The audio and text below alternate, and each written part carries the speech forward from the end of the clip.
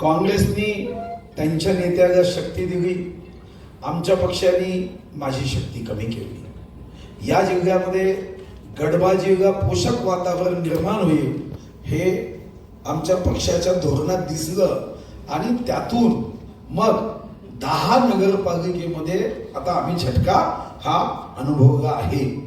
आम्ही जे सूत्र पक्ष म्हणून जिल्ह्यात अवलंबलं की शनी शिंगणापूर नंतर आमचा एकमात्र पक्ष असा आहे की ज्याला आता दरवाजाच ठेवला नाही, कुणीही येतो। आता याही गोष्टीचं एकदा मूल्यांकन आम्ही जिल्ह्यात करू। पक्षाला दारं असूच नयेत, पक्षाची दारं कुठल्या समाजाकरता बंद असू नयेत, कुठल्या व्यक्तींकरता बंद असू नयेत। पक्ष हा बिना दाराचाच असला पाहिजे। फक्त प्रवेश देत असताना व्यक्ती योग्य आहेत की नाही, पक्षाला फायद्याचे आहेत की नाही हे आपण बघितलं पाहिजे। त्यामुळे मला असं वाटतं की आज समजा पक्षाने काही प्रवेश दिले असतील तर त्याचा फायदाच झालेला आहे। संपूर्ण महाराष्ट्रामध्ये हा जो काही विजय आपल्याला मिळालेला आहे, पण समजा जर सुधीर भाऊंना कुठली ताकद कमी पडली असेल तर त्याची भरपाई ही आता महानगरपालिकेच्या निवडणुकीत आम्ही देऊ। पूर्ण ताकद देऊन चंद्रपूरची महानगरपालिका आम्ही निवडून आणू। हे निवडणूक असते, निवडणुकीमध्ये जय पराजय हा अनिश्चित असतो।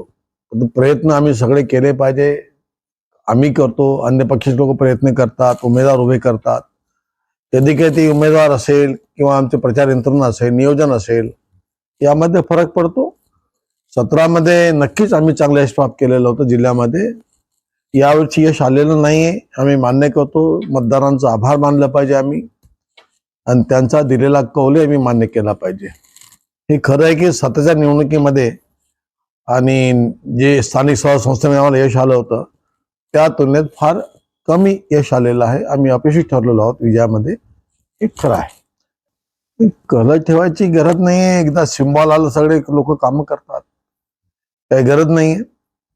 कल असता तर विधानसभामध्ये आम्ही इतके विधानसभा क्षेत्र जिंकलेले आहेत, 6 पैकी 5 विधानसभा आम्ही जिंकल्यात बल्लाशाम चंद्रपूर जिल्ह्यामध्ये। तर तेव्हा हा कल वगैरे कधी आला नाही समोर, आता कशाला कल येणार आहे? हे पहा, मंत्रीपद आणि विजय असं असतंय की कधी कधी काय होते, आता 96 मध्ये शांतारामजी पोटके मंत्री होते आणि ते मंत्री असताना मी जिंकलो होतो।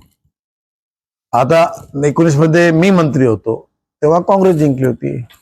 मग इथं मंत्रीपदाचा काय संबंध आहे? मंत्री जो असतो त्या मंत्री जेव्हा बनतो किंवा आमदार बनतो किंवा कोणी खासदार बनतो, ज्या पदावर आपण आहोत, आमदारकी असेल खासदारकी असेल, त्यांनी ज्या लोकांनी आपल्याला निवडून देण्याकरता मदत केली, नगरसेवकांनी, त्यांना विजयी करण्याची जिम्मेदारी आमची असते। मग त्यात मंत्रीपद जरुरी राहत नाही। नियोजन आणि श्रम असेल, परिश्रम असेल, प्लॅनिंग चुकलं असेल कुठेतरी, आणि अशा प्रकारे अपयश येऊ शकतं कधी कधी, ते आलेलं आहे, आम्ही मान्य केलं पाहिजे। मतदार आहे, मतदारांना जे आवडतं ते मतदार करतात। कोणाची निवडणूक यंत्रणा त्या पक्षाची चांगली असेल एवढंच म्हणता येईल। आहेत महानगरचं इलेक्शन आता लागलेलंच आहे, जिल्हा परिषद येणार आहे, पंचायत समिती येणार आहे। या पराभवातून नक्कीच आमचा पक्ष काही ना काही बोध घेईलच।